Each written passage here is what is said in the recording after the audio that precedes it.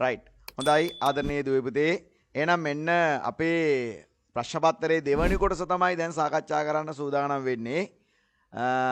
ඒකේ ප්‍රශ්න 5කට ඔයාලා උත්තර ලියන්න ඕනි. හැබැයි මගේ බලාපොරොත්තු ඔක්කොම ප්‍රශ්න ටික සාකච්ඡා කරන්න. හොඳයි. එහෙමනම් අපේ පළවෙනි ප්‍රශ්නේ ඉඳලාම අපි ගණන් ටික හදාගෙන යමු. දුල පුතාලා අර වගේමයි මුලින්ම ඔයාලට පුළුවන් මේක වීඩියෝ එක ස්ටොප් කරලා පුළුවන් මේ ගාන හදලා ඊට පස්සේ ඔන්න ඔයාලට පුළුවන් මේක සාකච්ඡා කරලාට පස්සේ ඔයාලගේ අඩුපාඩු හදාගෙන දුල පුතාලගේ ලකුණු කොච්චරක් තියෙනවද ඒවත් බලා ගන්න පුළුවන් මේකෙන්. හොඳයි. එහෙනම් පුතේ පළවෙනි ප්‍රශ්නය අංක 1 පළවෙනි ප්‍රශ්නය යන්ත්‍රයක් මගින් පැයක් තුලදී මුද්‍රණය කරන ලද දැන්වීම් ප්‍රමාණය ආසන්න 10ට වැටියු විට ආසේ 10 ගුණාකාරයට වැටියු විට අගේ 80ක් වෙයි. පැයකදී මුද්‍රණය කරන දැන්වීම් පත්‍රිකා ප්‍රමාණය හරි එම යන්ත්‍රයට පැයක් තුල මුද්‍රණය කළ හැකි උපරිම දැන්වීම් ගණන කීයද? පළවෙනි ප්‍රශ්නේ පළවෙනි කොටස වෙන අපි එනවා අපේ බෝඩ් එකට. පළවෙනි ප්‍රශ්නේ පළවෙනි කොටස එක පැයකදී එන පිටපත් ගණන දැන්වීම් පිටපත් ගණන 80ක්ලු. 80ක්ලු. මේ උත්තරය අපිට දීලා තියෙන්නේ වටේලා. නිවැරදිම උත්තරේ නෙමෙයි ආසන්න උත්තරේ අපිට දීලා තියෙන්නේ. ආසන්න වැටීමක උත්තරයක් අපිට දීලා තියෙන්නේ.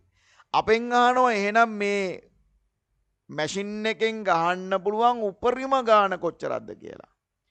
පුතේ 80ක වැටීමක් එන්න නම් 80ක වැටීමක් එන්න නම් එන්න පුළුවන් සංඛ්‍යා කොතන ඉඳලාද පටන් ගන්නෙ? 75. 74 ගන්න බෑ. 74 වුණොත් 70 වෙනවා. එහෙනම් මෙන්න කුඩාම සංඛ්‍යාව 75. 76 77 78 79 80 තව එහාට පුළුවන් 81 82 83 84 85 බෑ 85 වුණොත් වට යන්නේ 90ට. හරි? එතකොට මෙන්න අපිට එනවා මේක ලියන්න පුළුවන්. මෙන්න මේ සංඛ්‍යා පරතරය තුල තියෙන ඕනෑම සංඛ්‍යාවක් ආසන්න 10ට වැටෙව්වොත් උත්තරේ පුතේ 80යි. එහෙනම් අපෙන් අහන්නේ මේකේ විශාල මගය කොයිකද කියලා. මේකේ විශාල මගය උත්තරේ කීයද? 84යි. විශාල මගය 84ක් වෙනවා. හරි? රයිට්. අපේ දෙවනි කොටසට යමු.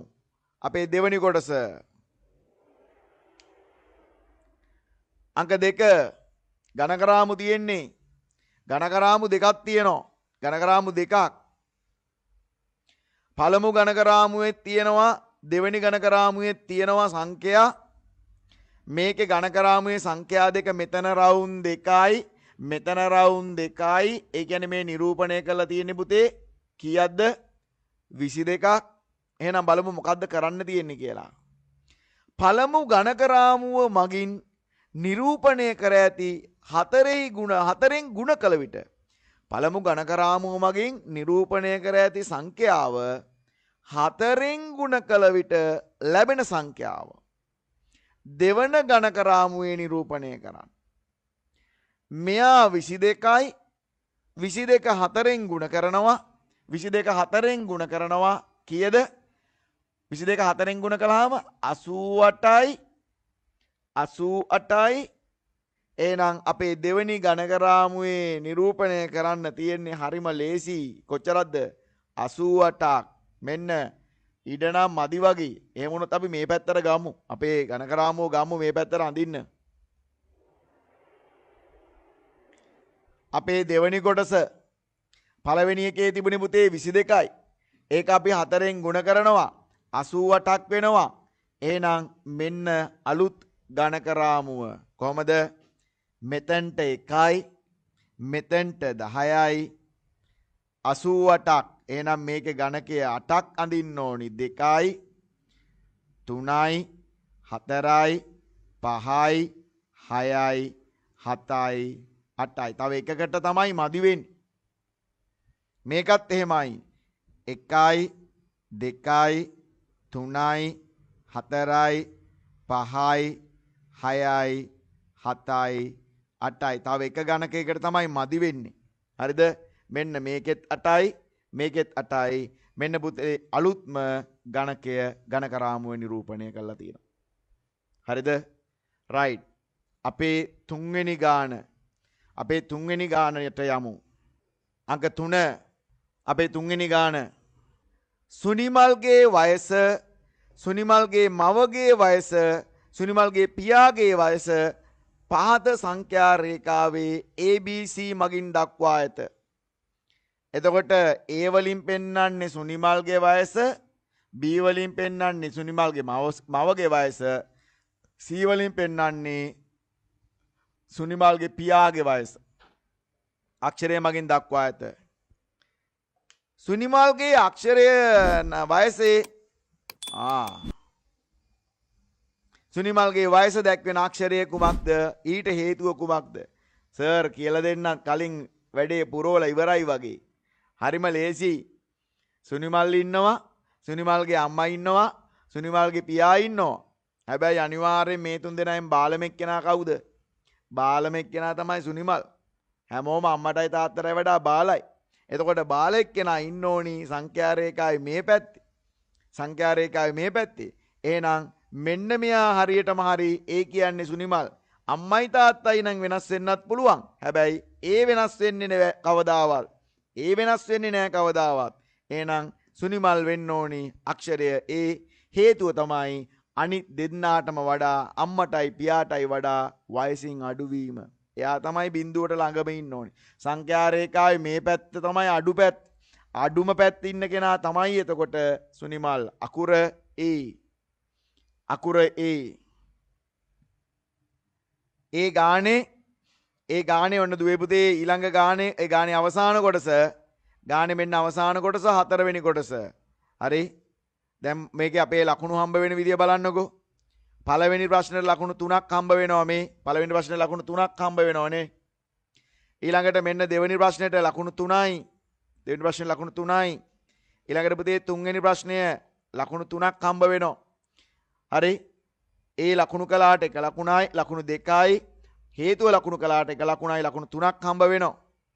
ඊළඟට මෙන්න ලකුණු 3ක් ලැබෙන ජයග්‍රාහී අවසාන කොටස. ඒ පළවෙනි ප්‍රශ්නයේ අවසාන කොටස මෙන්න ලකුණු 3ක් ලැබෙන. හරි බලමු.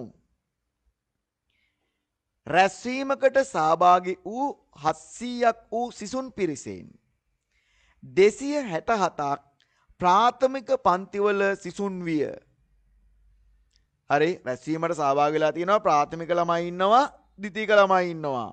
එතකොට ප්‍රාථමික ළමයි ඔක්කොම ළමයි 700ක් ඉඳලා පුතේ ප්‍රාථමික පන්තිවල ළමයි ඉඳලා තියෙන්නේ 267යි. ද්විතීක ශ්‍රේණිවල සිසුන් සංඛ්‍යාව කොපමණද? ලේසියා අඩු කිරීම ගානක් ලොකු වටයක් ගියාට අඩු කිරීම ගානක් තමයි ගානේ දීලා තියෙන්නේ. ඔක්කොම ළමයි කීයද? පළවෙනි ප්‍රශ්නේ 4 වෙනි කොටස ඔක්කොම ළමයි කීයද? 700යි. ඔක්කොම ළමයි 700යි. ඊළඟට අපිට කියනවා ඉතුරු ළමයි ගාන කීයද? 267යි. ප්‍රාථමික ළමයි 267යි. අපෙන් අහනවා ඉතුරු කට්ටිය එහෙනම් 700න් 267ක් අඩු කරන්. කලබල වුණොත් ලේසි ගණනොත් වරදිනවා. හරි කලබල වෙන්නේ නැතුව හදන් යන්න. 700න් 267ක් අඩු කළා.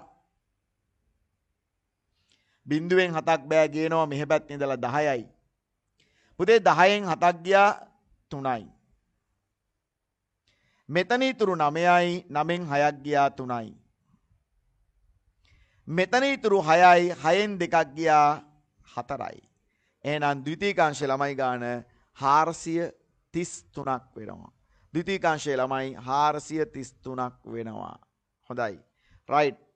එහෙනම් පළවෙනි ප්‍රශ්නේ උන අවසానයි. මෙතෙන්ට ගාන ආවනම් ලකුණු 3යි.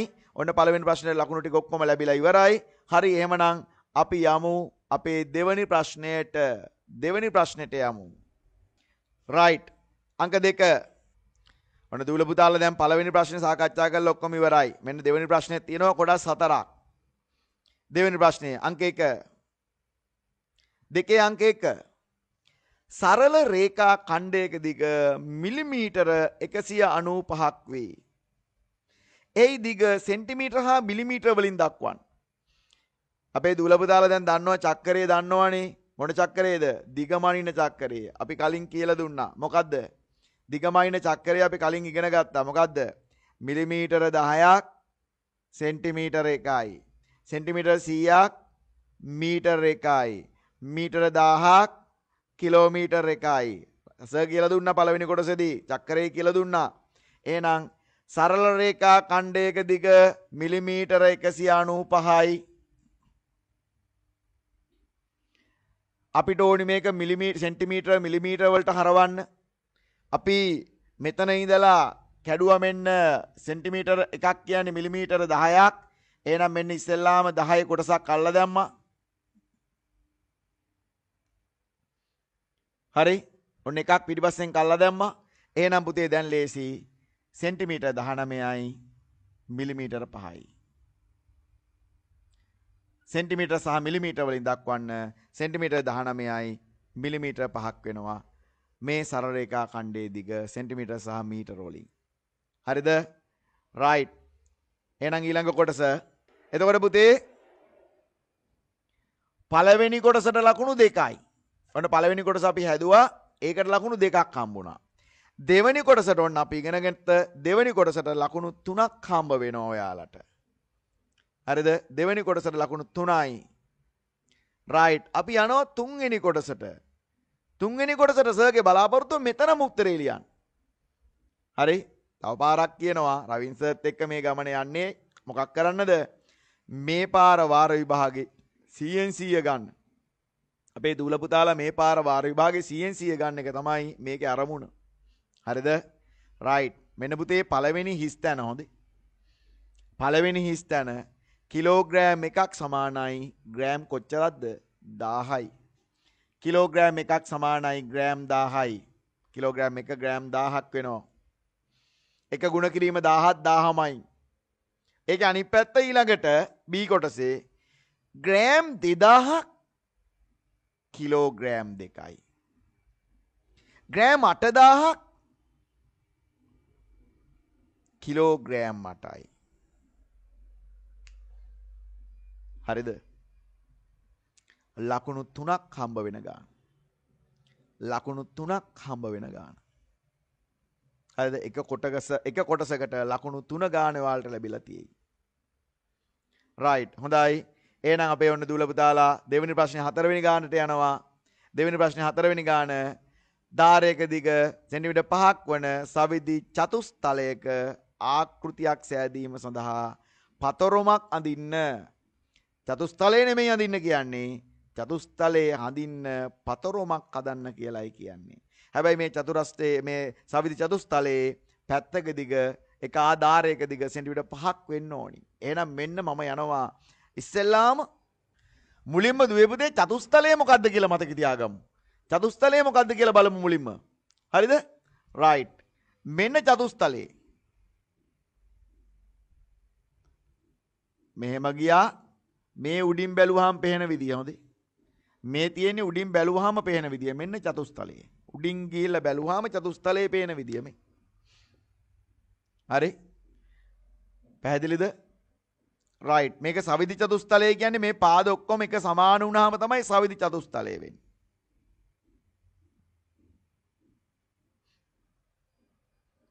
හරිද? අපිට ඕනි මේ චතුස්තලයේ පතරොම. මෙන්න පුතේ පතරොම. පැත්තක දිග සෙන්ටිමීටර් 5ක් නම් අනිවාර්යෙන් දූල පුතාලා එතකොට මේක ගන්නකොට සෙන්ටිමීටර් 5ක් එන විදියට තමයි ගන්න වෙන්නේ මේ 5 එන විදියට ගන්න වෙන්නේ.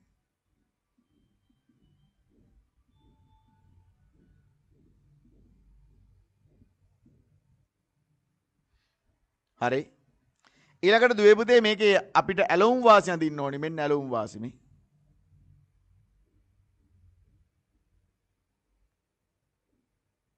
මෙන්න දුවේ පුතේ ඇලවුම් වාසි. හරිද? රයිට්. මෙන්න ඔයාලට මෙන්න චතුස්තලයේ මේ චතුස්තලය යන්දා මේ තියෙන්නේ මෙන්න චතුස්තලයේ පතරොම. අපිට කියන්නේ චතුස්තලයේ පතරොම අඳින්න. චතුස්තලය අඳින්න නෙමෙයි. එහෙනම් මේක තමයි නිර්මාණය වෙලා තියෙන්න ඕනි. මේකට ලකුණු දෙන්නේ නැත. මෙයාට තමයි ලකුණු දෙන්නේ. හොඳයි. හරි. right. අපේ දෙවෙනි ප්‍රශ්නය අවසానයි. දෙවෙනි ප්‍රශ්නය අවසానයි. මෙන්න ඊළඟ කොටස අපේ තුන්වෙනි ප්‍රශ්නෙට යනවා.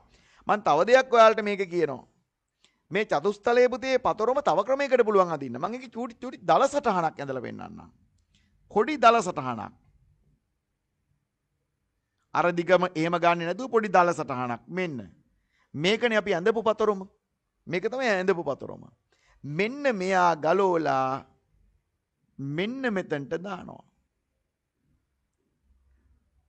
මේකත් චතුස්තලයක පතරොමක්. හරිද? මේ පතරොමේ මේ උඩ කෑල්ල මෙතනට දාලා මෙන්න පුතේ ඇලුම් වාසි.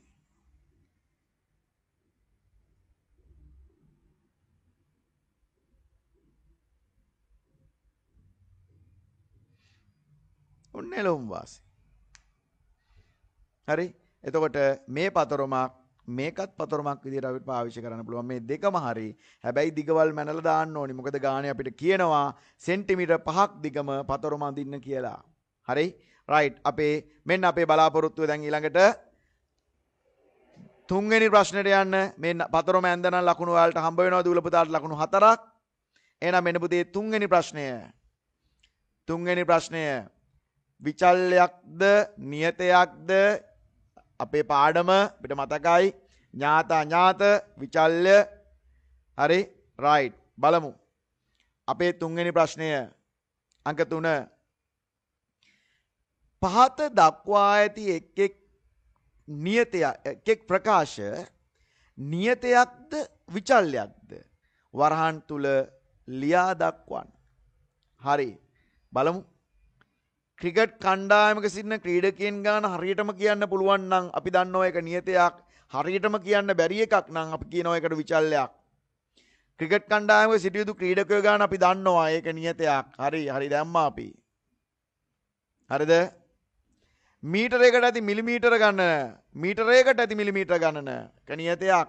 මීටරයකට සෙන්ටිමීටර අපි දන්නවා සෙන්ටිමීටරයකට මිලිමීටර දන්නවා. එහෙනම් මීටරයකට මිලිමීටර කොච්චරද කියලා අපි දන්නවා. ඒක නියතයක්. ඇමරිකානු ඩොලරයක මිල රුපියල්. ඒක එක කාලෙට වෙනස් වෙනවා. එක කාලෙට වෙනස් වෙනවා ඇමරිකානු ඩොලරයක මිල. නියත අගයක තියෙන්නේ නැහැ. එහෙනම් ඒක අනිත් වර්ග නියතයක් නෙමෙයි අනිත් වර්ග විචල්‍යයක්.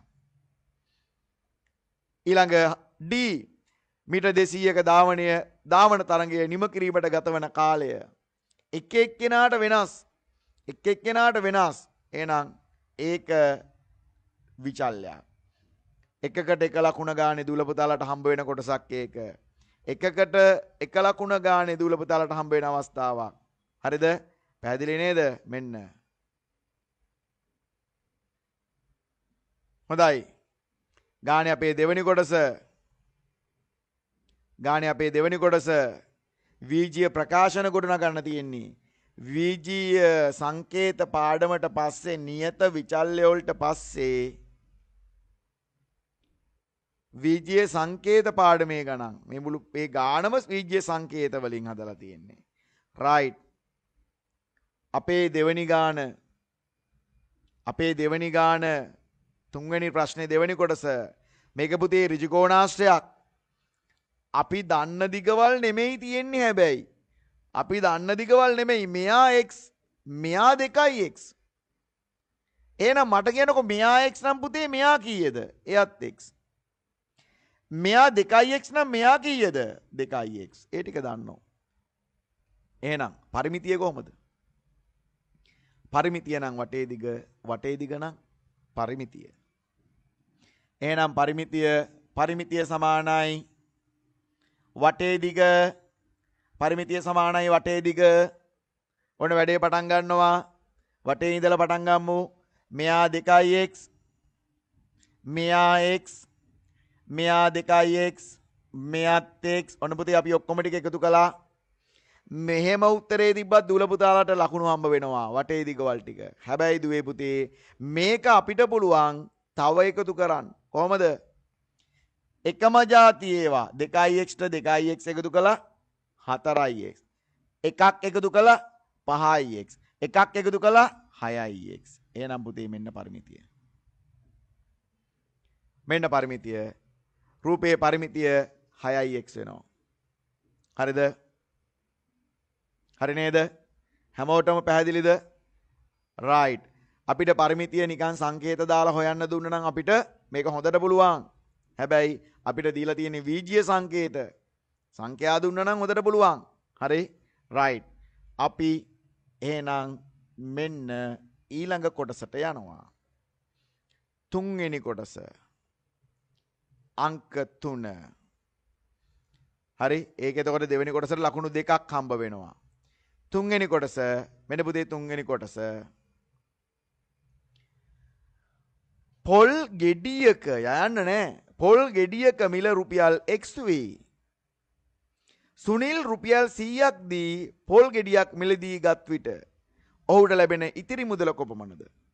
සුනිල් කඩේට යනවා රුපියල් 100ක් අරගෙන දීලා රුපියල් 100ක් මුදලාලිට දීලා පොල් ගෙඩියක් ඉල්ලනවා. අනිවාර්යෙන් පොල් ගෙඩිය මිල රුපියල් 100ට නම් වඩා අඩු වෙන්න ඕනේ. ඇයි? සුනිල්ට ඉතුරු සල්ලිත් හම්බ වෙලානේ. අපෙන් අහන්නේ ඉතුරු මුදල කොච්චරක්ද කියලා. සුනිල් දුන්නා රුපියල් 100ක්. පොල් ගෙඩිය රුපියල් x. එහෙනම් 100න් x කියලා මුදල අඩු කරනවා. මෙන්න පුතේ උත්තරේ සුනිල්ට හම්බ වෙන ඉතිරි මුදල. සුනිල්ට හම්බ වෙන ඉතිරි මුදල මෙන්න රුපියල් 100 අඩු කිරීම x. කවුරු හරි කෙනෙක් මෙයා ලිව්වොත් x අඩු කිරීම 100 කියලා. හරිද වැරදිද? වැරදි. වැරදි. එතකොට පොල් ගෙඩියේ මිල තමයි 100ට වඩා අඩු මුදලක් වෙන්නේ. x වලින් 100 අඩු කරන්න බෑ කවදාවත්. 100න් තමයි x එක අඩු කරන්න ඕනේ. හරි? right. ඒකට ලකුණු දෙකක් එනවා. ලකුණු දෙකක් දෙන ගාණක්. ඊට පස්සේ පුතේ එයාගෙම තුන්වෙනි කොටසේ b ගාණ. තුන්වෙනි කොටසේ b ගාණ x සමානයි 5යි. x සමානයි 5යි. අපිට කියනවා x ධන 8 x එකතු කිරීම 8 යගේ සොයන්නලු. වැඩේ ලේසි. මේ තියෙන්නේ x ධන 8 ඔය තියෙන්නේ x ධන 8 x එකතු කිරීම 8 x තියෙන තැනට අපි දානවා මොකද්ද පුතේ? x තියෙන තැනට අපි දානවා 5ක්. අමාරු නෑ ලේසි යා. x තියෙන තැනට 5ක් දැම්මා. 8යි 5යි එකතු කළා 8යි 5යි එකතු කළා උත්තරේ 13යි. ලකුණු එකක් දෙන ලේසි ගාණක්. ලකුණු එකක් දෙන ලේසි ගාණක්. B කොටස. හරිද? හරි? right. හොඳයි. ඒකට ලකුණු 1යි. එහෙනම් මෙන්න අපේ හතරවෙනි කොටස. හතරවෙනි කොටස. අපි ඉගෙන ගත්තා. සර් දැන් කලින් කොටසෙදි කියලා දුන්නා. කලින් කොටසෙදි කියලා දුන්නා මේ ත්‍රිකෝණ සංඛ්‍යාවක්. ත්‍රිකෝණ සංඛ්‍යාව අපි අන්ද දැන්. හරි. එහෙනම් පුතේ මෙන්න ගාන. ඉහත ත්‍රිකෝණ සංඛ්‍යා රටාවේ 3 සහ 4 ත්‍රිකෝණ තුල ඇති බෝල සියල්ල යොදාගෙන සමතුලිත රටාවක් නිර්මාණය කරන්න. ඔන්න වැඩේ. මේ සංඛ්‍යා රටාවේ 3යි 4යි තියෙන බෝල ගාන හොයාගන්නලු. තුන්වෙනි එකේ තියෙන බෝල ගාන කීයද? 1 2 3 4 5 6. තුන්වෙනි ගානේ බෝල 6ක් තියෙනවා. හතරවෙනි ගානේ 6යි 4යි ඔක්කොම එකතු කළා 10ක් තියෙනවා. මේ ටික ඔක්කොම ටික ගලවලා ගන්නවලු. මේ ටික ඔක්කොම ගලවලා ගත්තාම කීයක් එනවද? 10යි 6යි 16ක් එනවා. මේ ටික ඔක්කොම ගලවලා ගත්තාම 16ක් වෙනවා. එහෙනම් මෙන්න බෝල 16ක් තියෙන සමචතුරස්‍ර සංඛ්‍යාව කියන්නේ මොකද්ද? බෝල 16ක් තියෙන සමචතුරස්‍ර සංඛ්‍යාව මේ. බෝල 16ක් තියෙන සමචතුරස්‍ර සංඛ්‍යාව තමයි මම මේ අදින්නේ. හොඳට බලන්න කොහොමද ඇදලා තියෙන්නේ කියලා.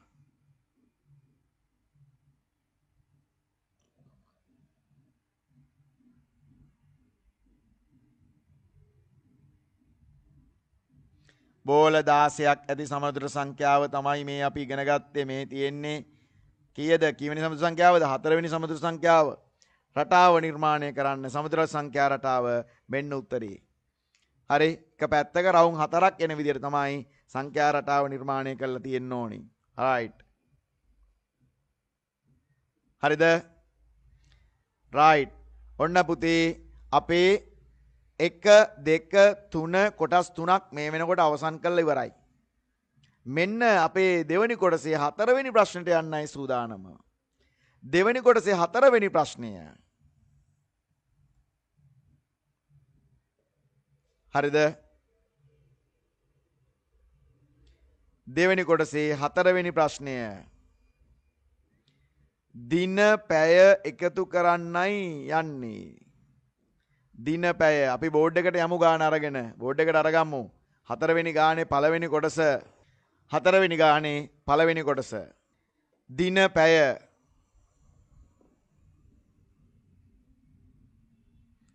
4:15යි 6:15යි. ඊළඟට ඒකට එකතු කරන්න ඕනි 8:19ක්. මෙන්න මේ දෙන්න එකතු කරන්නේ. අපි ඉස්සෙල්ලා කියලා දුන්නා මොනවාද? දුරේ චක්කරේ දැන් පුතේ මෙන්න කාල චක්කරේ. කාල චක්කරෙත් අපේ දූල පුතාලට චුට්ටක් මතක් කරලාම වැඩේ පටන් ගමු. කොහමද එන්නේ? තප්පර 60ක් මිනිත්තු 1යි. මිනිත්තු 60ක් පැය 1යි. පැය 24ක් දවස් 1යි. දවස් 7ක් සති 1යි. සති 4ක් මාස 1යි. මාස 12ක් අවුරුදු 1යි. මේකට තමයි අපි කියන්නේ කාලචක්‍රය කියලා. මේකට නම් ඕනි චුට්ටයි. සමහර අය ශිෂ්‍යත්ව පන්ති වලදී මේවා ඉගෙනගෙන තියෙනවා. ඔන්න හැමෝම දැන් දාන්නෝ. හරි සර්ත් එක කියන් බලමු. සර්ත් එක කියාගෙන යන් බලන්න. තප්පර 60ක් මිනිත්තු 1යි. මිනිත්තු 60ක් පැය 1යි. පැය 24ක් දවස් 1යි. දවස් 7ක් සති 1යි. සති 4ක් මාස 1යි. මාස 12ක් අවුරුදු 1යි. එච්චර ඕනි නෑ අපේ ගානට. හැබැයි අපේ ගානේ තියෙන්නේ දවස් සහ පැය, දින සහ පැය. මේ දෙකයි. මෙන්න මේ දෙන්න විතරයි ඕනි. හැබැයි අපි මේ දෙන්න මෙයා. හරි? හැබැයි අපි දන්නවා පැය 24ක් දවස් 1යි. පැය 24ක් දවස් 1යි. මෙන්න දුවේ පුතේ වැඩේ. හරි? රයිට්. මම මේ දෙන්න එකතු කරනවා. මේ බලන්න. 9යි 5යි 9යි 5යි 14යි 14න් 4 එකක් ඉතුරුයි. 1යි 1යි 2යි මේ 1යි 3යි 34ක්. 34ක්. පැය ගොඩේ 34ක් තියන්න බෑ. 24 ගොඩවල් ගලවන්න පුළුවන්. එහෙනම් මෙන්න 34න් 24ක් 1 24ක් ගලවනවා. ඉතුරුනේ 10යි. එහෙනම් පුතේ පැය ගොඩේ තියන්න පුළුවන් ඔය 10 විතරයි. පැය ගොඩේ තියන්න පුළුවන් ඔය 10 විතරයි. අර වැඩිපුර එක පයින්නවා එහා පැත්තට දවස් එකක් විදියට. ඔන්න දැන් එකතු කළා. 8යි 6යි 8යි 6යි 14යි. 14යි මේ 1යි 15යි. එහෙනම් අපිට උත්තරේ ලැබෙනවා දවස් 15යි පැය 10යි. දවස් 15යි පැය 10ක් වෙනවා අපේ උත්තරේ. හරිද බලන්න. 4 අපේ පළවෙනි ගාන. 4 පළවෙනි ගාන. රයිට්. හොඳයි. අපේ දෙවෙනි කොටසට යන් බලන්න. 4 දෙවෙනි කොටස. 4 දෙවෙනි කොටස. ඒක දිසා ගානක්ද? ඔව්. මුලම තියෙනවා ගානේ කොටස. හරි. නගරයේ පාසලක ධාවන තරඟයක් නගරයේ වීදි ඔස්සේ ධාවනය කළ යුතු ආකාරය පහත සටහනේ දැක්වේ. මේ තියෙන්නේ වැඩේ පටන් ගන්න තියෙන්නේ මේ. උතුර ලකුණු කරලා තියෙනවා. මේ ඉන්නේ A B C D C D E F G ආයෙ එනවා මෙතනටනේ. ඔන්න ගමන් මාර්ගය හදලා තියෙනවා. හරි රයිට්. එහෙනම් මෙන්න අපි බලමු මොකද්ද මේක කියන්නේ කියලා. තරඟකරුවන් ඒ ස්ථානයෙන් තරඟ ආරම්භ කර පිළිවෙලින් A B C D E F G B ස්ථානයේ පසුකොට නැවත A ස්ථානය වෙත ළඟා විය යුතුය. A වලින් පටන් ගත්තා B C D E F G ආපහු එනවා B වලට. ආපහු එනවා A වලට. ඔන්න තරඟය අවසන් කරනවා මෙතනදී. හරිද? A වලදීම පටන් අරගෙන A වලදීම තරඟය අවසන් කරනවා කියලායි ගානේ අපිට කියන්නේ. රයිට්. එහෙනම් බලමු. තරඟකරුවෙක් තරඟය අවසන් කරන විට බටහිර දිශාවට ධාවනය කළ මුළු දුර මීටර කීයද? ගානේ මුළු ප්‍රශ්නේ නෙමෙයි අහන්නේ. ගානේ පුතේ අපෙන් අහන්නේ ඔන්න අපි කලබලයට මුළු දුර එහෙම ලිව්වොත් වැරදි. ගානේ අපෙන් අහනවා තරඟකරුවෙක් තරඟය අවසන් කරන විට බටහිර දිශාවට ධාවනය කළ මුළු දුර ප්‍රමාණය කීයද? බටහිර හොයාගන්න ඕනි දැන්. බටහිර හොයමු ඉස්සෙල්ලම. මෙයා දීර්ඝ කළා කොහමද බටහිර එන්නේ? මෙයා නැගෙනහිර, මෙයා දකුණ, මෙයා බටහිර. ප්‍රධාන දිශා ටික මතක තියාගන්න. කවිය මොකද? උස නැන්දගේ දබර බබා. ප්‍රධාන දිශා හතර මතක තියාගන්නවා. අපි දන්නවා අපේ දිශා 8 මතක තියාගන්න ක්‍රමයනේ. උපුල් ඊළඟ නැවෙන් ගිහින් ඒකනේ. ඊට පස්සේ අලුත් ඒවාක් තියෙනවා. හැබැයි ප්‍රධාන දිශා හතර මතක තියාගන්නවා. උස නැන්දගේ දබර බබා. අපි ඉස්සෙල්ලාම වැඩේ පටන් ගන්න ඕනි පුතේ දිශා ටික ඇඳලා. එහෙනම් දැන් මොකද්ද කියන්නේ බලන්නකෝ. දැන් කියන්නේ බටහිර දිශාවට ධාවනය කරන ටික. මෙන්න මෙතනට ගාන්ට ආවා බටහිර දිශාවට ගාන ටික. කොයි ටිකද? ඒ ටික මම මාක් කරන්න මේ විදියට. මෙතන හරි. ඔන්න ඔය ටික ඕනි. මෙයා බෑ මෙතන හරි. ඒ ටික ඕනි. හැබැයි අපිට වැඩේ ඉවර නෑ. ගානේ අපිට කියනවා B වල ඉඳලා A වලටත් එනවලු. හොඳේ. එනවලු. ඒ ටිකත් ගන්න වෙනවා. B වලින් තරගෙන අතර කරන්නේ A වලටත් එනවලු. එහෙනම් මෙන්න මේ දඟර දාපු කොටස් ටික තමයි බටහිර පැත්තට යා දුවන ටික වෙන්නේ. එහෙනම් මෙතන 500යි මෙතන 500යි මෙතන 200යි. ඔන්න ඔය ටික ඔක්කොම එකතු කළා 1200යි මීටර. කිලෝමීටර 1.2ක් නැත්නම් මීටර 1200ක් එයා බටහිර දිශාවට ගමන් කරන දුර වෙනවා. අපිට ගාන පැටලෙන්න තියෙන්නේ. ගානේ අපිට රූපේ ඊතල දාලා තියෙන්නේ මේ පැත්තට. හැබැයි මෙතනදී ගානේ තමයි අපිට කියන්නේ B වල ඉඳලා A දක්වා ගමන් කරනවා කියලා. හරි? රයිට්. එහෙනම් දුර මීටර 1200ක් වෙනවා. හරි නේද බලන්න. අපේ හතරවෙනි ප්‍රශ්නේ දෙවෙනි කොටස මේ. හතරවෙනි ප්‍රශ්නේ දෙවෙනි කොටස. රයිට්. හොඳයි. අපි යමු අපේ ඊළඟ කොටසට.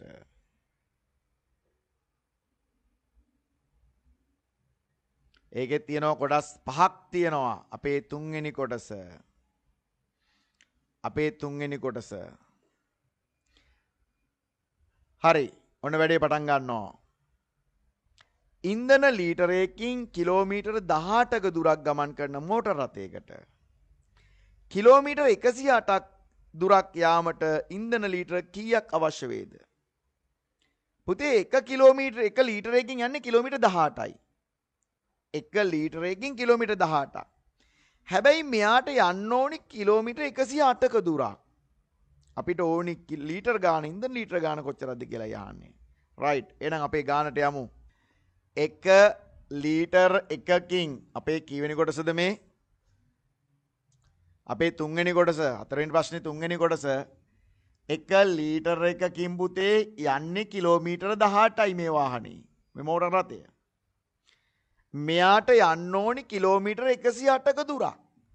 කිලෝමීටර 108ක දුරක් යන්න ඉන්ධන ලීටර කොච්චරක් ඕනිද? මොකද කරන්නේ? ලීටරයකින් 18යි 108කින් යන දුර බලන්න. කිලෝමීටර 108 බෙදනවා කොච්චරකින්ද? 18න්. හරිද? හරි. රයිට්. 108ට 18 ඒවා 108ට 18 ඒවා 6ක්. 6 වරක් 8 48න් 8 4ක් ඉතුරුයි. 6 වරක් එක 6යි 4යි 10යි ගානට සෙට් වෙනවා. ගානට සෙට් වෙනවා. එහෙනම් ලීටර කොච්චරක් ඕනිද? ලීටර 6යි. උත්තරේ ලියලා තියෙනවා ලීටර 6යි. ලීටර 6යි. කිලෝමීටර් 108ක දුරක් යන්න ඕනි ඉන්ධන ප්‍රමාණය ලීටර් 6යි. රයිට් හොඳයි. අපි අපේ ගානේ 4 වෙනි කොටසට යනවා. 4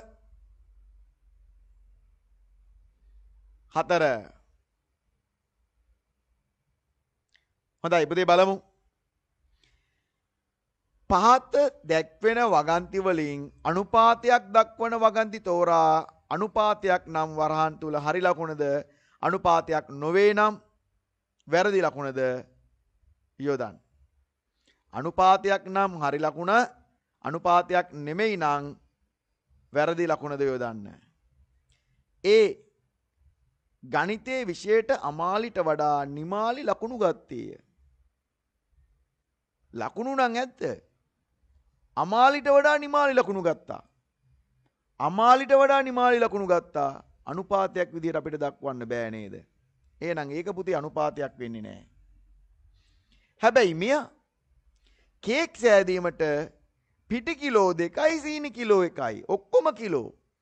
කේක් සෑදීමට පිටි කිලෝ 2යි සීනි කිලෝ 1යි අනුපාතයක් විදිහට අපිට ලියන්න පුළුවන්. එහෙනම් එයා හරි. ලකුණු දෙකක් දෙනවා ඒකට. කලින් ගානට ලකුණු 3යි. මේකට අපිට දෙනවා ලකුණු 2ක්. 5 ලේසිම එකක්. 1ට 3 1ට 3 1ට 3 අපි තව ක්‍රමයකට ලියනවා 1 අණු 3 1 අනුපාත 3 ක්‍රම දෙකනම කියනවා. මෙන්න අනුපාතේ. 1ට 3 1 අනුපාත 3 1 අණු 3 ඔය ක්‍රම තුනටම කියනවා. මෙන්න සංකේතය ඇසුරෙන් ඔච්චරයි 32ක් තියලා ලියන්න තියෙන්නේ. ඒකට අපිට හම්බ වෙනවා ලකුණු 1ක්. ලකුණු 1ක් හම්බ වෙන ගානක්. රයිට්. ඔන්න පුතේ දෙවෙනි කොටස 1 2 3 4 5 ගණන් 4ක් හදලා ඉවරයි. මෙන්න ඊළඟ 5 වෙනි කොටසට යන්නයි සූදානම. 5 වෙනි කොටසට යන්නයි සූදානම. හරි.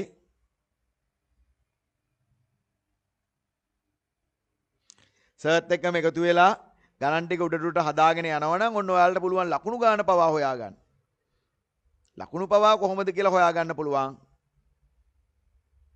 හරිද? රයිට්. 5 වෙනි පාඩම අපි ඉගෙන ගත්ත 5 වෙනි කොටස අපි ඉගෙන ගන්න තල රූප පාඩමෙන් අපිට තියෙන්නේ අපි තල රූප වර්ග කීපයක් අපි 6 පන්තියේදී ඉගෙන ගන්නවා. තල රූප වර්ග කීපයක්. පළවෙනි තල රූපය මොකද්ද? මේ මොකද්ද? ඔව් පාද දෙකක් විතරක් එකම සමාන්තර රේඛාවල එකම පරතරයෙන් පීඩනවා. පාද දෙකක් විතරයි. මොකද්ද? ට්‍රපීසියම. හරි. ට්‍රපීසියම. ඊට පස්සේ පාද ඔක්කොම සමානයි. ඒක අපි දන්න චූටි මේක පුංචි කාලේ ඉඳලා දන්න එක. සමචතුරස්‍රය. ඒක තමයි පොඩ්ඩක් දිගට ඇදෙනවා. අන්න අපි දන්නවා මේකත්. මොකද්ද? ඍජු කෝණාශ්‍රය. ඍජු කෝණාශ්‍රය. A ට්‍රපීසියම, B සමචතුරස්‍රය, C ඍජු කෝණාශ්‍රය. අපි දන්න අපි ඉගෙනගත්ත චතුරස්‍ර වර්ග හතරක්. ආපහු කියමු බලන්න. A ට්‍රපීසියම, B සමචතුරස්‍රය, C ඍජු කෝණාශ්‍රය. හොඳයි. අපේ ඊළඟ ගාන ඊළඟ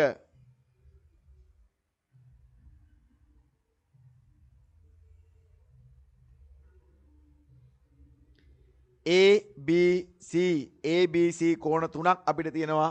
අපි ඉගෙන ගත්ත කෝණ ටික. හරි. අපි ඉගෙන ගත්ත කෝණ ටික මම පුතේ දුලප දාලට ආපහු මතක් කරනවා. කෝණ ටික ඔක්කොම ටික අපි ඉගෙන ගත්ත කෝණ ටික ඔක්කොම මම නැවත මතක් කරන්න දුලප දාලට හැමෝටම.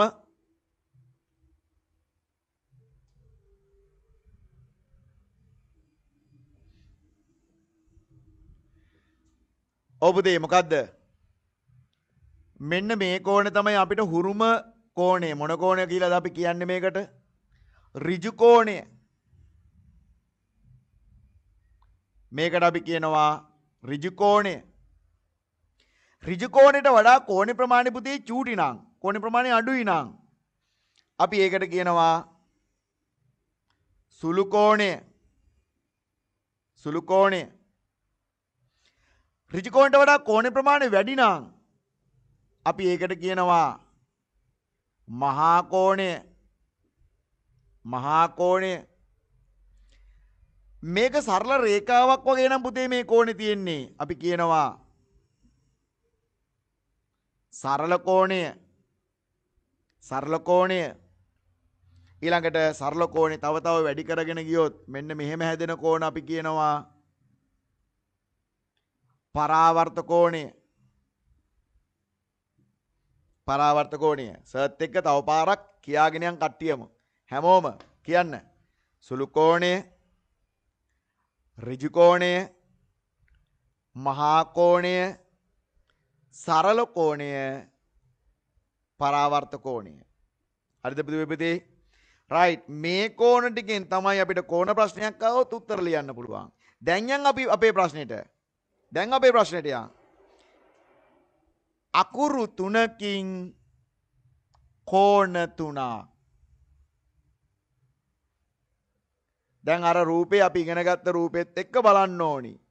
ඒ කියන්නේ මොන කෝණයක්ද? මහා කෝණයක්. B කියන්නේ සුළු කෝණයක්.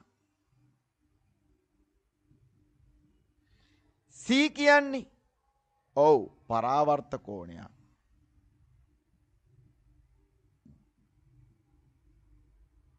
ABC කෝණ 3. මෙන්න අපි ඉගෙනගෙන තියෙන්නේ ABC කෝණ 3. හරිද? right. එහෙනම් අපේ ගානේ තුන්වෙනි කොටස. අපේ තුන්වෙනි කොටසට අපි යනවා.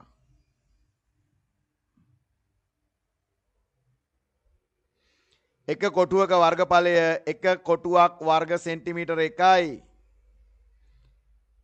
ලෙස පහත රූපයේ වර්ණ ගන්වා තිබේ. මෙම රූපයේ වර්ග සෙන්ටිමීටර භාගයක් වූ ත්‍රිකෝණාකාර ආස්තර කීයක් කපන්න පුළුවන්ද? එක කොටුවක් ගත්තාම එක කොටුවක් දෙකට මැදින් කඩලා ගත්තොත් ඒක පුතේ වර්ග සෙන්ටිමීටර භාගයක්. එක කොටුවක් දෙකට මැදින් කැඩුවොත් වර්ග සෙන්ටිමීටර භාගයක්. එහෙනම් මෙතන කොටු ඔක්කොම කීයක් තියෙනවද? කොටු 9ක් තියෙනවා. ඒ 9 වර්ග සෙන්ටිමීටර භාගේ කෑලි වලට කැඩුවොත් කීයක් ගන්න පුළුවන්ද? කෑලි 18ක්. 9ව දෙකක් දෙවරක් 9 18ක් ගන්න පුළුවන්. කෑලි 18ක් ගන්න පුළුවන්. මෙම රූපයෙන් වර්ගඵලය වර්ග සෙන්ටිමීටර 1ක් වූ ත්‍රිකෝණාකාර ආස්තර කීයක් කැපිය හැකිද? කීයද? 18යි. හරිද? right. අපේ ඊළඟ ප්‍රශ්නේ බලමු. හතරවෙනි ප්‍රශ්නය. ඒ කියන්නේ පස්වෙනි කොටසේ හතරවෙනි ප්‍රශ්නය. මුහුණතක වර්ගඵලය වර්ග සෙන්ටිමීටර 2ක් වූ ඝනකයක මුළු පෘෂ්ඨ වර්ගඵලය සොයන්න. මුහුණතක වර්ගඵලය වර්ග සෙන්ටිමීටර 2ක් වූ ඝනකයක මුළු පෘෂ්ඨ වර්ගඵලය සොයන්න.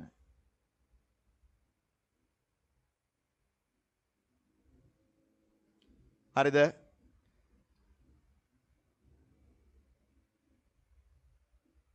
right. හරි. මේ බලන්න. මං ඉස්සෙල්ලම ඝනකයක් අඳිනවා. ඉස්සෙල්ලාම පුතේ ඝනකයක් මම අඳිනවා.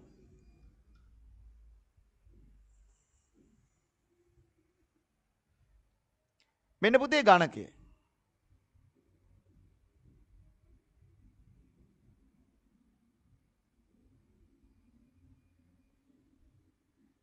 මෙන්න ඝනකය. මේ ඝනකයක මේ එක පැත්තක් සමෘද්ධාකාරයි. එක පැත්ත සමෘද්ධාකාරයි. ඒ එක පැත්තක වර්ගඵලය පුතේ අපිට දෙනවා වර්ග සෙන්ටිමීටර කීයක්ද? වර්ග සෙන්ටිමීටර 4ක්ලු. එක පැත්තක් දෙනවා එක පැත්තක වර්ගඵලය වර්ග සෙන්ටිමීටර 4ක් වෙනවා මේ. එක පැත්තක වර්ගඵලය වර්ග සෙන්ටිමීටර 4යි. හරිද? right. අපිට කියනවා ඒකේ මුළු පෘෂ්ඨ වර්ගඵලය සොයන්න. මේ වගේ පෘෂ්ඨ තියෙනවා, මේ වගේ කෑලි තියෙනවා කීයක්ද? 6ක්. මේ වගේ තියෙනවා කෑලි 6ක්. එහෙනම් පුතේ මුළු පෘෂ්ඨ වර්ගඵලය 6 වරක් 4 24යි. වර්ග සෙන්ටිමීටර් 24ක් වෙනවා. මුළු පෘෂ්ඨ වර්ගඵලය වර්ග සෙන්ටිමීටර් 24ක් වෙනවා.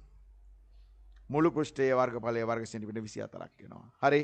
රයිට්. අපේ වර්ගඵල කොටස එක කොටසක වර්ගඵලය තමයි මේ දීලා තියෙන්නේ. අපේ දූල පුතාලා අපි දන්නවා කොටුවෝ විදියට තමයි වර්ගඵලය අපි ඉගෙන ගන්න 6 පන්තියේදී.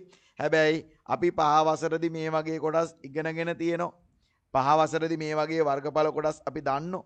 එතකොට මේකෙදි එක කොටසක් අපිට දැන් මේ වගේ වෙලාවක අපිට හිතලා උත්තරේ ලියන්න පුළුවන්. එක කොටුවක් 4යි. ඒ වගේ ගණකයක කොටු 6ක් තියෙනවා අපි දන්නවා. එහෙනම් ඒක 6ෙන් ගුණ කරනවා අපිට වර්ගඵලය හොයා ගන්න පුළුවන්. හරි නේද? රයිට්. හොඳයි අපේ ඊළඟ කොටසට යම් බලන්න. පසුගිය විභාග ප්‍රශ්න පත්‍රයක් මේ අපි ඉගෙන ගත්ත පළාත් ප්‍රශ්න පත්‍රයක් තමයි අපි මේක සාකච්ඡා කරන්නේ දුල පුතාලත් එක්ක. හරි? රයිට්. පෘෂ්ඨයක් ඔන්න ඒකේ B කොටස. පෘෂ්ඨයක් පැතිරී ඇති ඉඩ ප්‍රමාණය එයි මොකද්ද?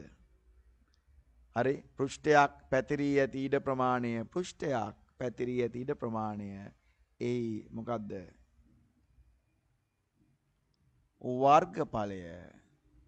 වර්ගඵලය නම් වේ. පෘෂ්ඨයක් පැතිරී ඇති ඉඩ ප්‍රමාණය එයි වර්ගඵලය වේ. හරිද? හරි නේද? රයිට්. අපි දැන් ඔන්න අපේ ඊළඟ කොටස අපි 6 වෙනි කොටසට යන්නයි සූදානම. 6 සහ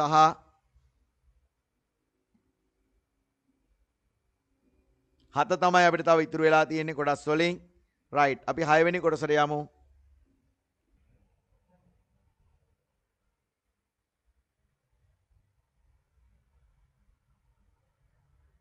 හරි. රයිට්. හොඳයි දුවේ පුතේ. අපේ 6 වෙනි ගානත් එක්ක ඔන්න දැන් සම්බන්ධ වෙන්නේ 6 වෙනි ගාන. 51යි සාධකයක් නොවන බව නේලක පවසයි. 51යි සාධකයක් නොවන බව නේලක පවසයි. ඊට හේතුව කුමක්ද? සරට හදන්න දෙයක් නෑ නිකන් හේතුව ලියන්න විතරයි තියෙන්නේ. තව පාරක් කියන ඕන්න ගාන.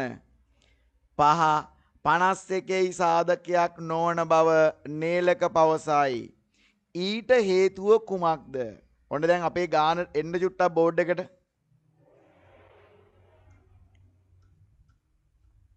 හරි 51 පහෙයි සාධකයක් 51 කියන එක සාධකයක් හැදෙනවා නම් 5ට අනිවාර්යෙන් 51 පහෙන් බෙදෙන්න ඕනිමයි.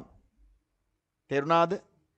එතකොට සාධක හැදෙන සංඛ්‍යා ගුණ කළාම මේ උත්තරේ ලැබෙන්න ඕනි. මෙයා ඒ ගානෙන් බෙදුවාම උත්තරයක් ලැබෙන්න ඕනි. එහෙම ලැබෙනවා නම් අනිවාර්යෙන් 5 සාධකයක් වෙනවා. දැන් එහෙම වෙනවද? දැන් එහෙම වෙන්නේ නැහැ. 51 පහෙන් නොබෙදී. එනම් 5 51යි සාධකයක් නොවේ. එහෙනම් කොහොමද ලියන්නේ? ඔන්න ගාන. තව පාරක් කියනවා දුල පුතාලා හැමෝටම 5 51යි සාධකයක් නොවන බව නේලක පවසනවා. ඊට හේතුව කුමක්ද? නේලකගේ කතන්දරේ ඇත්ත. 51 පහෙන් නොබෙදී. 51 පහෙන් නොබෙදී. එහෙනම් ඒ නිසා 51ට 5 සාධකයක් වෙන්නේ නැත. හරි? රයිට්. දෙවෙනි කොටසේ අයන්න. දෙවෙනි කොටසේ අයන්න. 5න් 2ට තුල්‍ය භාගයක් ලියන්න. 5න් 2ට තුල්‍ය භාගයක් ලියන්න. දෙවනි කොටසේ අයන්න. 6 වෙනි ප්‍රශ්නය. 5න් 2ට තුල්‍ය භාගයක්. හරිම ලේසි. උඩයි යටයි එකම ගාන. එකෙන් වැඩක් නැහැ. උඩයි යටයි එකම ගානකින් ගුණ කරන්න අන්න පුතේ තුල්‍ය භාග ලැබෙනවා. හිතන්නකො උඩයි යටයි දෙකෙන් ගුණ කළා කියලා. 5 වරක් 2 10යි. දෙවරක් 2 4යි. මේ කියන්නේ තුල්‍ය භාගයක්. හිතන්න 5න් 2 උඩයි යටයි 3ෙන් ගුණ කළා කියලා. දෙවරක් 3 6යි. 5 වරක් 3 15යි. ඔය කියන්නේ තුල්‍ය භාගයක්. හිතන්න 5න් 2 උඩයි යටයි 4ෙන් ගුණ කළා කියලා. පස්වරක් 4 20යි දෙවරක් 4 8යි ඔය තියෙන්නේ තුල්ල භාගයක්. දුවේ පුතේ ඕනෑම එකක් උඩයි යටයි එකෙන් වැඩක් නැහැ. ඕනම සංඛ්‍යාවකින් ගුණ කරන්න. එකෙන් නැතුව ඕනම සංඛ්‍යාවකින් එකම සංඛ්‍යාවකින් ගුණ කරන්න. ඔයාලට ලැබෙනවා තුල්ල භාග. ඔයාලට තුල්ල භාග ඕන තරම් ලියන්න පුළුවන්. තුල්ල භාග ඕන තරම් එක ගානකට එක භාග ගානකට තුල්ල භාග ඕන තරම් ලියන්න පුළුවන්. හරි නේද? හොඳයි. එහෙමනම් මේ එකක් සර් මේ කියපු එකම නෙමෙයි වෙන එකක් හරි උඩයි යටයි එකම ගානකින් ගුණ කළා දූල පුතාලා තුල්ල භාග ලියලා තියෙනවා නම් ඔයාලා ඔක්කොම හරි. රයිට්. අපේ ඊළඟ ප්‍රශ්නය. ඊළඟ භාගයක්. භාග එකතු කිරීම. 3න් 1යි 6න් 2යි එකතු කරන්න යන්නේ. 3න් 1යි 6න් 2යි එකතු කරන්නයි යන්නේ. රයිට් වැඩේ පටන් ගමු. 3න් 1යි 6න් 2යි. 3න් 1යි 6න් 2යි. දෙවනි ප්‍රශ්නේ ආයන්න. 3න් 1යි 6න් 2යි එකතු කරන්න යන්නේ. හරි. රයිට්. එකතු කරන්න නම් හරය දැන් අපේ කට්ටිය ඔන්න වරද්දන තැන 6යි 3යි 9යි 1යි 2යි 3යි හරි කියලා කියනවා. ඔන්න වරදින්න තැන. හරිද? රයිට්. මෙයා එහෙම නෙමෙයි. මෙයා ගාන හදන්න නම් පුතේ හරය සමාන වෙලා තියෙන්න ඕනි. හරය සමාන වෙලා තියෙනවා නම් වැඩේ ලේසි. හරය සමාන වෙලා නැති වෙලාවට හරය නැති එක ಗುಣ කරනවා අපි මොකෙන්ද? උඩයි යටයි ඒ ගානින්. මෙතන 3 මෙතන 6 3 කීයෙන් ගුණ කළාමද 6 ලැබෙන්නේ? 2කින්. මෙන්න එහෙනම් උඩයි යටයි 2කින් ගුණ කළා. උඩයි යටයි අපි 2කින් ගුණ කළා. හරි? රයිට්. 3 වරක් 2 6යි, දෙවරක් 1 2යි, මෙතන 6න් 2යි.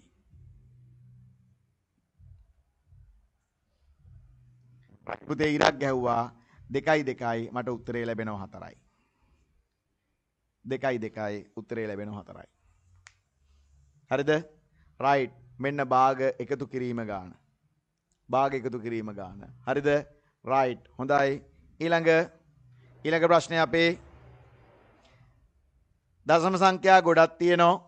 දශම සංඛ්‍යා ගොඩක් තියෙනවා. අපිට ඕනි ආරෝහණ පිළිවෙලට ලියන්න. අපිට ඕනි ආරෝහණ පිළිවෙල ලියන්න 0.8 1.8 0.06 1.0 3 ඒ අපි ඉස්සෙල්ලාම සංඛ්‍යා ටික ලියාගෙන යමු. 3 වෙනි කොටසේ ඒ සංඛ්‍යා ටික පුතේ ලියාගෙන යමු. කොහොම බලන්න 0.8යි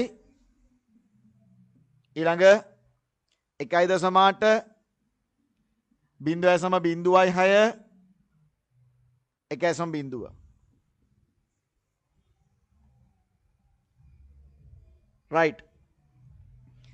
කුඩාම එකේ ඉඳලා පටන් ගමු. ආරෝහණ පුංචි එකාගේ ඉඳලා ලොකු එකා දක්වා. මේ ටිකෙන් පුංචිම එකා මොකද්ද?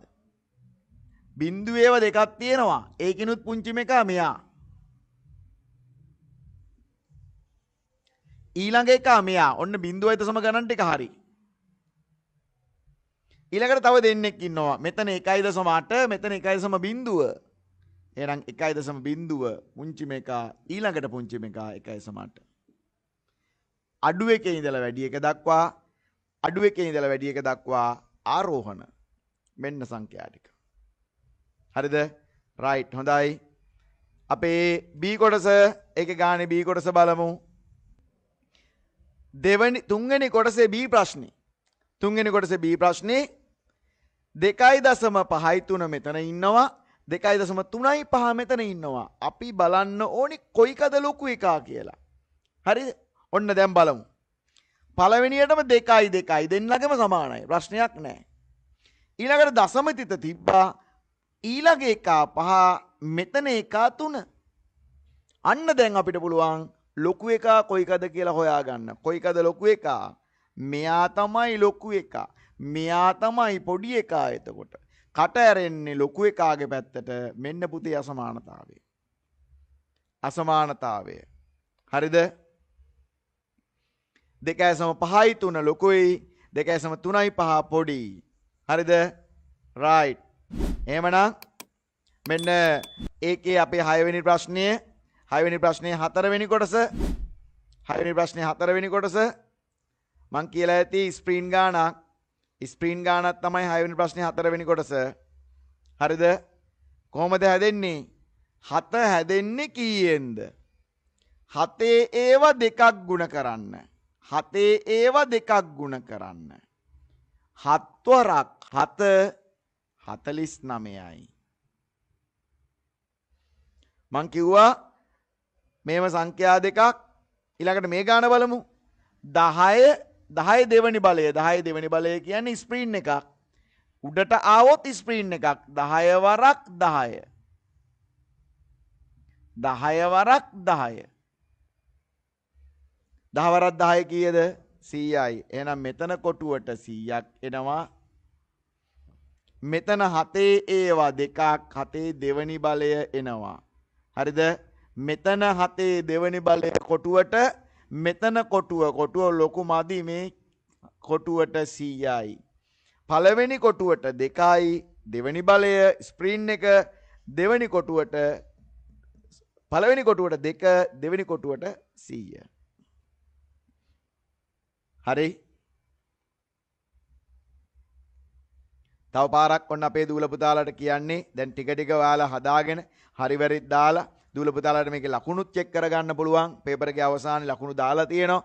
එතකොට ඔන්න සර්ච් එක්කම වැඩ කරගෙන ගියා. මේ යන්නේ 3 වෙනි වාරයේ වාර විභාගයේ 100න් 100ක් ලකුණු ගන්න පාර. හරි. 100න් 100ක් ලකුණු ගන්න තමයි අපි යන්නේ. හැමෝටම පුළුවන්. ඇයි රවින් සර්ච් එක්ක තමයි වැඩ කරන්නේ. ඒ නිසා හැමෝටම පුළුවන්. එහෙනම් මෙන්න අපේ 7 වෙනි ගාන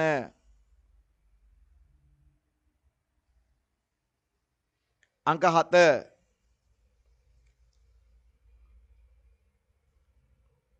පළවෙනි එක 7 අංක 1 AB කොටස් දෙකක් තියෙනවා.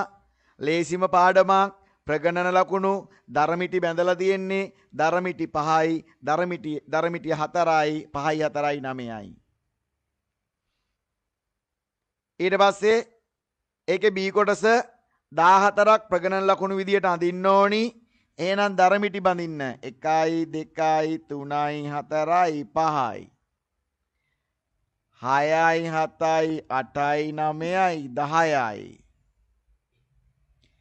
11යි 12යි 13යි 14යි. ඔන්න ප්‍රගණන ලකුණු. දරමිටි බැඳිල්ලේ ප්‍රගණන ලකුණු. B කොටස. ඒ දෙකම ලකුණු දෙකක් දෙනවා. මෙයාට එක ලකුණයි, මෙයාට එක ලකුණයි. right. අපේ බලමු ඊළඟ කොටස පුතේ. දෙවෙනි කොටස. චිත්‍රපස්ථාරයක් අඳින්න තියෙන්නේ. චිත්‍රපස්ථාරයක් අඳින්න. කොහොමද චිත්‍රපස්ථාරය අඳින්න බලමු. නගරයේ පාසලක ගුරුවරුන් පාසලට පැමිණෙන ආකාරය පහත වගුවේ දැක්වේ. යතුරු පැදියෙන් 18 දෙනයි, කාර් එකෙන් 6 දෙනෙක් එනවා, බස් රථයෙන් 12 දෙනෙක් එනවා, වෙනත් ක්‍රම වලින් 15 දෙනෙක් එනවා. මෙන්න මේ විදියට එනවා ගුරුවරු. අපිට රවුම් තමයි චිත්‍රපස්ථාරය අඳින්න භාවිතා කරන්න තියෙන්නේ. හැබැයි එක රවුමකින් අපිට පෙන්නනවා ගුරුවරු කී දෙනෙක්ද? ගුරුවරු 4 දෙනෙක්. එහෙනම් ඉස්සෙල්ලම මේ වගේ දුන්න ගමන්ම එකපාර දඩබඩ ගාලා චිත්‍රපස්ථාරය අඳින්න යන්නේ නෑ පුතේ. අපි යතුරු පැදියෙන් යන ගාන අඳින්න 4 ඒවා කීයක් ඕනිද? 4 වරක් 4 16යි. 4 වරක් 4 16යි. එහෙනම් රවුම් 4කුයි. තව දෙන්නෙක් ඉතුරුයි. දෙන්නෙක් කියන්නේ භාගයක් එන්න ඕනි. ඔන්න යතුරු පැදියෙන් යන කට්ටිය පෙන්වන්න නම් අපිට වෙනවා රවුම් 4කුයි තව භාගයකුයි ගන්න. ඊට පස්සේ කාර් එකකින් 6යි. එතකොට 4 ඔන්න රවුම හරි. එක රවුමයි. තව දෙන්නෙක් ඉතුරුයි. එහෙනම් දෙකෙන් එකයි. ඊළඟට බස් රථයෙන් 12යි. 4 ඒවා කීයක්ද? 4 ඒවා 3ක්. 4 ඒවා 3ක් 12යි. වෙනත් ක්‍රම 15යි. වෙනත් ක්‍රම 15යි. එහෙනම් 4 ඒවා 3ක් 12යි. තව කොච්චරක් ඕනි? තව 3 දෙනෙක් ඕනි. 3 දෙනෙක් ඕනි. 12යි 3යි. එහෙනම් 3යි කියන්නේ 4න් එකයි. මේ වගේ අපි දූල පුතාලා හැමෝම චිත්‍රපස්ථාරයක් අඳින්න කියලා විභාගෙට එනෝමයි. චිත්‍රපස්ථාරයක් අඳින්න විභාගෙට එනෝමයි දුවේ පුතේ. එතකොට ඉස්සෙල්ලාම මේ ටික මෙහෙම මාක් කරගෙන ඉන්නම ඕනි. එහෙනම් මෙන්න දැන් අපි යනවා චිත්‍රපස්ථාරය අඳින්න. හරි. දැන් අපි අඳිමු චිත්‍රපස්ථාරේ.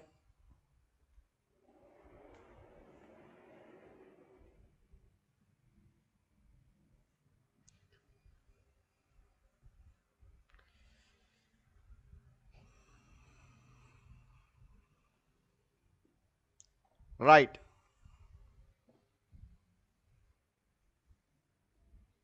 මෙන්න අපේ චිත්‍රපස්ථාරේ වැඩේට යන්නයි සූදානම. බලමු කොහොමද වැඩේ තියෙන්නේ කියලා. අපිට මුලම තියෙනවා යතුරු පැදිය කාර් බස් වෙනත් ක්‍රම. යතුරු පැදිය කාර් බස් වෙනත් ක්‍රම. මෙන්න පළවෙනි වගුව.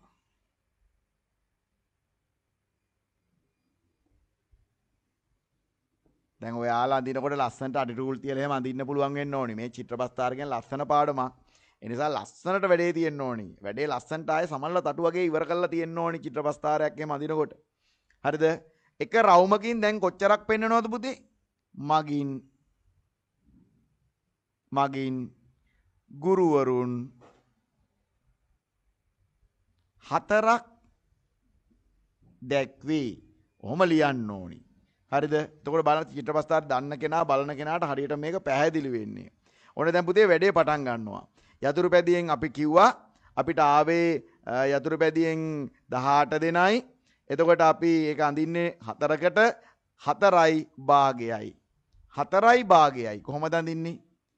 එකම ගානට 2යි 3යි 4යි භාගයයි. මෙන්න භාගේ 4යි භාගේ. හරිද?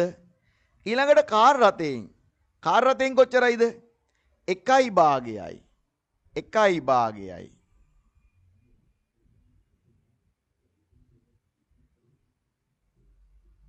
මෙන්න පුතේ කාර් රථයෙන් 1යි භාගයයි. දැන් දූල පුතාලා දැනගන්නත් ඕනි එකම ගානේ වෘතයක් වෙන්න ඕනි. එතකොට මේ පහළටත් පුතේ ලස්සනට එන්න ඕනි.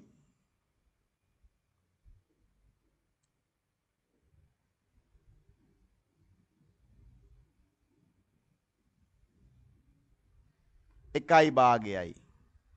ඊළඟ එක 3යි. බස් රථයෙන් 3 දෙනයි. 3යි නෙමෙයි රවුන්ඩ් 3කින් අපි නිරූපණය කරන්නේ. ඊළඟ එක 3යි 4ෙන් 3යි වෙනත් ක්‍රමය. රවුන්ඩ් 3යි 4ෙන් 3ක්. 4ට බෙදුවාම ඒකෙන් කෑලි 3යි ඕනි. මෙන්න පුතේ. මේ වගේ දැන් සර්ට වඩා ලස්සනට ඔයාලට අඳින්න පුළුවන් වෙන්න ඕනේ අඩි රූල් එහෙම තියලා ළමයි. මෙන්න අපේ චිත්‍රපස්ථාරය නිරූපණය කරලා තියෙනවා. හරිද? මේ වගේ තියෙන්න ඕනේ. මේකත් වැදගත්. එක රවුමක් දීලා ඒ රවුමෙන් නිරූපණය කරන කොටසත් අපි හරියටම දක්වලා තියෙන්න ඕනේ. හරි නේද? හරි? right. හොඳයි. එවනම් අපේ ඊළඟ කොටසට යම් බලන්න.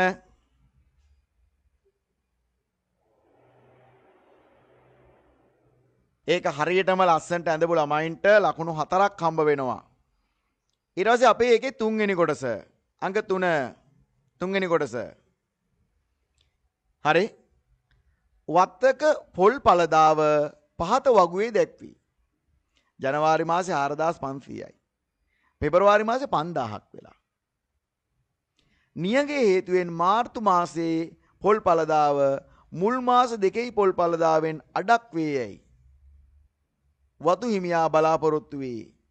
මාර්තු මාසයේ පොල් පළදාව පොල් ගෙඩි කීයක්ද? ඔන්න තව පාරක් කියන හොඳට අහගන්න. වත්තක පොල් පළදාව පහත වගුවේ දැක්වේ. 4500යි. පෙබරවාරි මාසේ 5000යි. නියඟේ හේතුවෙන් මාර්තු මාසයේ පොල් පළදාව මුල් මාස දෙකෙහි පොල් පළදාවෙන් අඩක් වේයයි වතු හිමියා බලාපොරොත්තු වේ. මාර්තු මාසයේ පොල් පළදාව පොල් ගෙඩි කීයද?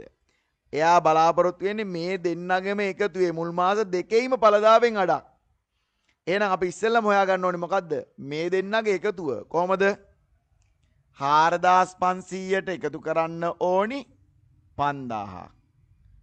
එතකොට අපිට උත්තරේ ලැබෙනවා 9500ක්. මාස දෙකේම පොල් පළදාව පුතේ එකතු කළොත් අපිට ලැබෙන්නේ 9500යි. හරිද? හැබැයි දැන් අපිට ඕනි එයාගෙන් භාගයක්. ඒ භාගය තමයි මාර්තු මාසේ බලාපොරොත්තු වෙන්නේ. එහෙනම් 9500 භාගයක් බලන්න. 9500න් භාගයක් කොච්චරද බලන්න. 9000න් හිතලා හදන්න පුළුවන්. 9000න් භාගයක් කීයද? 9000න් භාගය 4500යි. හරිද? එතකොට 500න් තව භාගයක් ඕනි. 500න් භාගයක් කියන්නේ 250යි. එහෙනම් උත්තරේ එනවා කීයද? 4750යි. පොල් පළදාව මාර්තු මාසේ වෙනකොට රුපියල් පොල් 4750ක් කියලා එයා බලාපොරොත්තු වෙනවා. ඒක හැදුවා නම් තව ලකුණු 3ක් ඔයාලට හම්බ වෙනවා. හරි. රයිට්. හොඳයි. එහෙනම් මෙන්න දුවේ පුතේ අපි අපේ දැන් මේ ගණන් පළවෙනි ප්‍රශ්න පත්‍රයේ සාකච්ඡා කළේ. මේ වගේ තුන්වෙනි වාරේ වාර විභාගයේ වෙනුවෙන් ප්‍රශ්න පත්‍ර කීපයක් අපි සාකච්ඡා කරන්න බලාපොරොත්තු වෙනවා. හැමෝම සැලකිල්ලෙන් ඉන්න බලාගෙන හැමෝටම මේ පාර බලාපොරොත්තුව 100ක් ගන්න අපි හැමෝම දුවල පුතාලා හැමෝටම 100ක් ගන්න අවස්ථාව සලසන්න තමයි අපේ බලාපොරොත්තු වෙන්නේ. එහෙනම් හොඳයි සියලු දෙනාටම ස්තුතියි.